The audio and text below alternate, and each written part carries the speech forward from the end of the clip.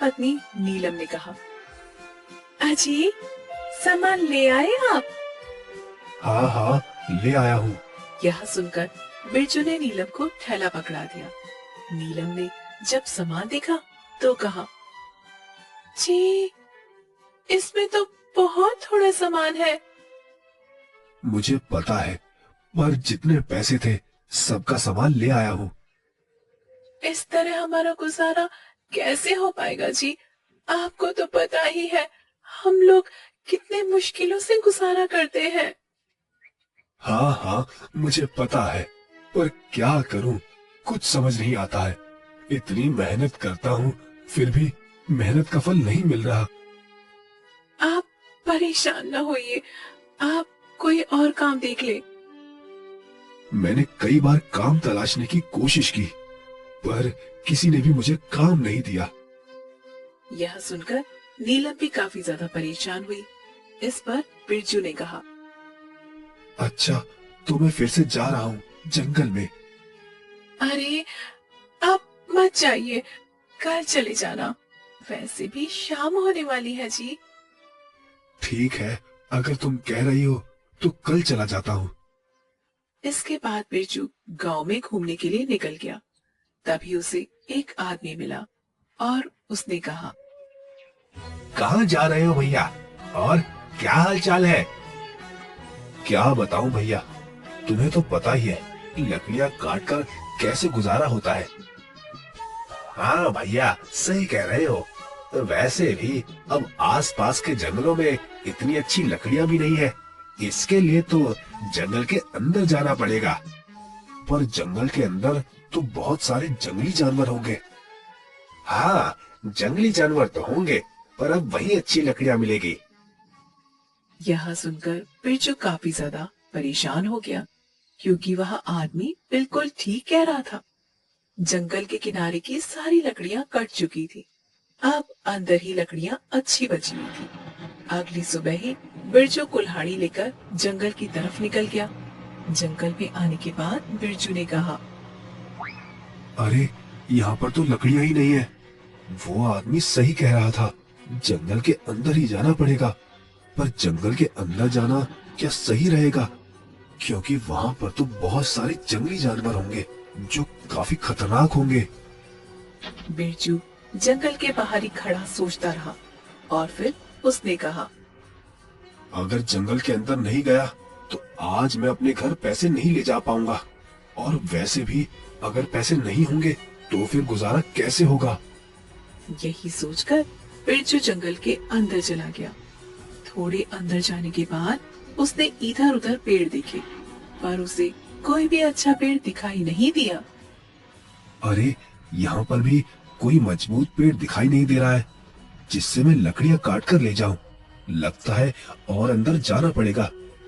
यही सोचकर बिरजू और जंगल के अंदर आ गया, पर उसे डर भी लगने लगा था, क्योंकि यहाँ पर जंगली जानवर हो सकते थे। तभी उसे एक आवाज सुनाई दी, बचाओ बचाओ, कोई तो मुझे बचाओ। आवाज को सुनकर बिरजू काफी ज्यादा हैरान हो गया। अरे, इस जंगल में ये किसकी आवाज है? यही सोचकर बिरजू उसी आवाज की तरफ चला गया तो उसने देखा एक जाल में तोता फंसा हुआ था। उस तोते को देखकर बिरजू ने कहा, अरे, तुम तो तोते हो। हाँ हाँ, मुझे बचाओ, आजाद करो मुझे। पर तुम्हें यहाँ कैद किसने किया है? वो सब मैं बाद में बताऊंगा, पहले मेरे प्राणों की रक्षा करो, वरना मैं मर जाऊंगा। तोते को इस तरह जाल में बंद देखकर बिरजू ने उसे आजाद कराया। आजाद होते ही तोता एक राक्षस में बदल गया, जिसे देखकर बिरजू बुरी तरह से डर गया। अरे, तुम तो राक्षस हो। हाँ, सही कहा, मैं राक्षस हूँ और अब मैं तुम्हें खा जाऊंगा। ये तुम क्या कह रहे हो? मैंने तो तुम्हें आजाद ही कराया और तुम मुझे ही खा जाओगे। ठीक है, तो मैं तुम्हें आज नहीं खाता हूँ, पर अगर तुम कल दिखाई दिए तो मैं कल तुम्हें मार डालूंगा। यह सुनकर बिरजू काफी ज्यादा परेशान हुआ और वहां से भाग गया। जंगल से बाहर आने पर उसे एक साधु बाबा दिखाई दिए। साधु ने जब बिरजू को इतना परेशान देखा तो उसने बिरजू से कहा, क्या हुआ, तुम इतने परेशान क्यों लग रहे हो? महाराज, अभी मैं एक राक्षस को आजाद करके आया हूँ, इसी वजह से परेशान हूँ। क्या तुमने उस राक्षस को आजाद कर दिया? पर मैंने तो उसे तोता बना दिया था। यह सुनकर बिरजू ने साधु को सारी बात बताई, जिसे सुनकर साधु ने कहा, ये तो तुमने अनर्थ कर दिया है। उस राक्षस ने जंगल में कई दिनों से उत्पात मचा रखा था, इसीलिए मैंने उसे तोता बनाकर कैद कर दिया था। अब मैं क्या करूं, मुझसे तो बहुत बड़ी भूल हो गई है। तुम चिंता मत करो, उसे दोबारा फिर से कैद किया जा सकता है। यह कहकर साधु ने उसे कुछ भभूति दी और उससे कहा, ये लो भभूति और उस राक्षस के ऊपर डाल देना, जिससे वो फिर से तोता बन जाएगा।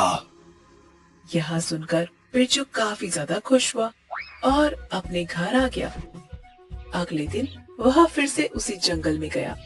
राक्षस ने जब बिरजू को देखा तो बिरजू से कहा, तू आज फिर यहाँ? मैंने मना किया था ना कि यहाँ मत आना। तुमने तो मना किया था, पर क्या करूं, पापी पेट का सवाल है। मुझे कुछ लकड़ियां काटनी है। लकड़ियां काटनी है? पर कैसे काटोगे? यहाँ तो बहुत बड़े बड़े पेड़ हैं। हाँ, ये तो मुझे भी पता है। जरा तुम मेरी कुल्हाड़ी पकड़ लो बस। क्यों? मैं क्यों कुल्हाड़ी पकड़ लूं? अरे, मैंने कल तुम्हें बचाया, तो क्या तुम मेरा इतना सा काम नहीं कर सकते हो? यह सुनकर राक्षस ने कुल्हाड़ी पकड़ ली और उसने कहा, अरे, ये कुल्हाड़ी तो बड़ी ही हल्की है। हाँ हाँ, बहुत हल्की है। अब जरा पेड़ भी काट दो। यह सुनकर राक्षस को काफी ज्यादा गुस्सा आया, पर कल की बात सुनकर राक्षस ने 4-5 पेड़ काट दिए और उससे कहा, लो, तुम्हारे पेड़ काट दिए हैं, अब ठीक है? हाँ हाँ ठीक है, पर इन्हें मेरे घर तक तो पहुंचा दो। मैं कैसे ले जाऊंगा? तुमने क्या मुझे अपना नौकर समझ रखा है, जो सारा काम मुझसे करवा रहे हो? नहीं नहीं, नौकर नहीं, आप तो हमारे राजा हैं। अगर आप काम करोगे तो आपका नाम होगा। यह सुनकर राक्षस उसकी बातों में आ गया और वह उसके घर तक लकड़ियां ले आया।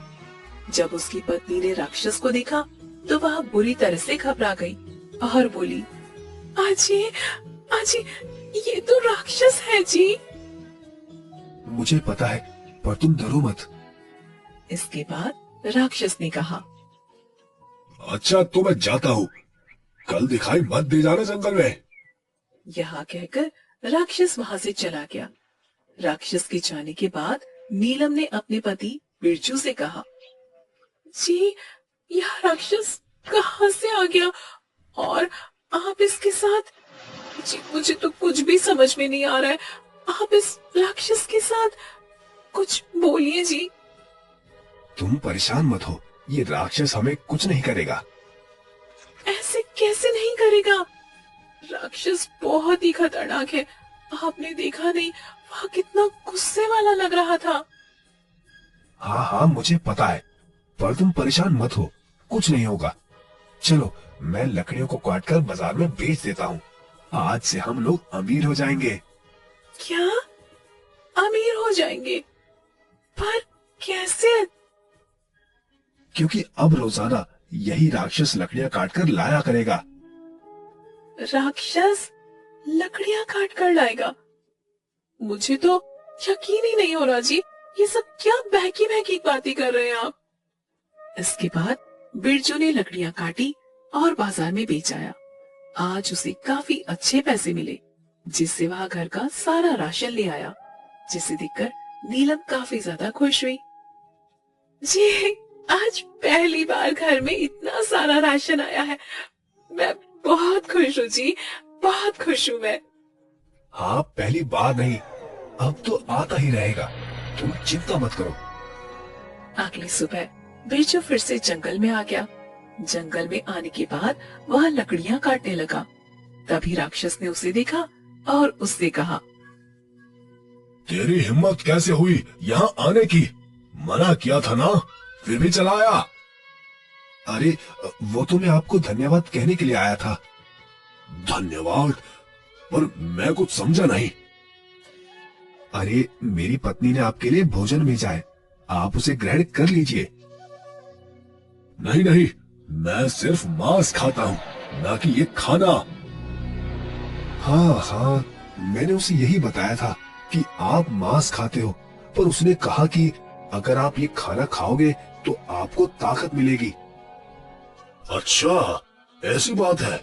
ठीक है, लाओ मैं खा लेता हूँ। यह सुनकर राक्षस ने खाना खा लिया, जिसमें भभूति मिली हुई थी, और राक्षस बिरजू के वश में हो गया। इसके बाद बिरजू ने कहा, चलो अब जल्दी जल्दी लकड़ियां काटकर मेरे घर पर ले चलो। यह सुनकर राक्षस जल्दी जल्दी लकड़ियां काटने लगा और घर पर ले आया। घर पर आने के बाद राक्षस ने लकड़ियां रखी। इस पर बिरजू ने कहा, अब तुम जाओ यहाँ से। इस पर राक्षस वहाँ से चला गया। धीरे धीरे बिरजू इसी तरह राक्षस से काम करवाता रहा, जिसे देखकर गांव वाले काफी ज्यादा हैरान हुए कि यह राक्षस बिरजू की बात कैसे मान रहा है, क्योंकि राक्षस तो बहुत ज्यादा खतरनाक था। आखिर चक्कर क्या है? और एक आदमी ने बिरजू से कहा, अरे भाई, ये मैं क्या देख रहा हूँ? तुम्हारे साथ ये राक्षस, और वो भी तुम्हारी सारी बात मान रहा है। आखिर ये तुमने कैसे किया? यही तो कमाल है मेरा। पर बचे रहना, राक्षस बहुत ही खतरनाक होते हैं। हाँ हाँ, मुझे पता है, पर ये मेरा कुछ नहीं बिगाड़ सकता। मुझे इसकी कमजोरी पता है। अच्छा, तो इसीलिए ये तुम्हारे हर काम कर देता है। हाँ और क्या, वरना तो ये मुझे कच्चा चबा जाए। वैसे अगर तुम्हें कुछ काम करवाना हो तो बता देना, तुम्हारा भी काम करवा दूंगा। नहीं नहीं भैया, मैं तो सारे काम खुद ही कर लेता हूँ। पता लगे काम के चक्कर में राक्षस मुझे ही चबा जाए। यह कहकर वह आदमी वहाँ से चला गया। वहीं बिरजू काफी ज्यादा खुश हुआ। इस पर नीलम ने कहा, आप आ गए जी। हाँ, मैं आ गया। वैसे आज खाने में क्या बनाया है? आज मैंने खाने में आपके मनपसंद सब्जी बनाई है। अब तो हम लोगों के सुकून के दिन आ गए हैं जी। हाँ, ये तो तुम ठीक कह रही हो, पर लग रहा है ये राक्षस ज्यादा दिन तक हमारा काम नहीं करेगा। क्यों? आप ऐसा क्यों कह रहे हैं जी? क्योंकि मैं राक्षस को जिससे वश में करता हूँ, वो भभूति खत्म होने आई है, और जिस दिन वो भभूति खत्म हुई, उस दिन ये राक्षस हमें मार डालेगा। यह सुनकर नीलम और बिरजू काफी ज्यादा परेशान हो गए। इस पर नीलम ने कहा, मैं आपको एक उपाय बताती हूँ जी। आप ऐसा करेंगे तो इससे राक्षस खत्म हो जाएगा और हमें फिर इसका डर भी नहीं रहेगा। यह सुनकर बिरजू काफी ज्यादा खुश हो गया। समय के साथ धीरे धीरे 1 महीना होने को आया था, और एक दिन बिरजू जंगल जा रहा था, जिस पर नीलम ने कहा, अजी आप कुछ भूल रहे हैं। नहीं तो, मैं तो कुछ नहीं भूल रहा हूँ। अरे यहाँ रोटी ले जाना, ये तो आप भूल ही गए। आप जंगल में जाकर खाएंगे क्या इसे? हाँ अरे हाँ हाँ, तुमने बिल्कुल ठीक कहा। लाओ लाओ, इसके बिना तो आज काम ही नहीं होगा। यह कहकर बिरजू ने रोटी ली और जंगल के लिए निकल गया। जंगल में आकर बिरजू लकड़ियां काटने लगा। जब बिरजू को राक्षस ने देखा तो वह काफी ज्यादा गुस्से में आ गया और बोला, तुम यहाँ पर क्या कर रहे हो? ये जंगल मेरा है, तुमसे मना किया था ना। तुमने मुझे बचाया, इसका मतलब ये नहीं मैं तुम्हें हर बार छोड़ दूंगा। मुझे पता है, मैं तो यहाँ पर लकड़ियाँ काटने आया हूँ। लकड़ियाँ काटने आए हो?